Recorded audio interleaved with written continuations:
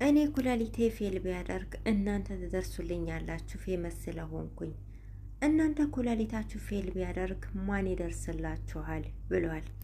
ኢሳም ለመዳም ቅመሞች ምክር ሲሰጥ እውነት ለመናገር እንደ ኢሳም ቁም ነገረኛ ሰው የለም። የትኛውም ዩቱበር ለመዳም ቅመሞች ምክር አይሰጡም። የመዳም ቅመሞች ስጦታ እንዲሰጧቸው ነው የሚፈልጉት፣ እንደውም በተቃራኒው ማለት ነው። እሱ ግን እባካችሁ ለራሳችሁ ሆኑ።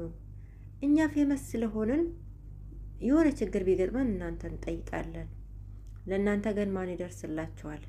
እናንተ እኛን በማየት እኛ እንጠቀማለን። እናንተ ግን ምን ትጠቀማላችኋል? ማንም ይሄንን አይናገርም። እውነት ለመናገር ማለት ነው ማንም ይሄን አይናገርም። ስለ እህቶቹ ሁሉ አንስቶ ተናግሯል። ቤተሰብ መቼም በቃኝ አይልም እና ምክሩን በደንብ አዳምጡት። እውነቴን ነው የምላችሁ፣ በደንብ አዳምጡት።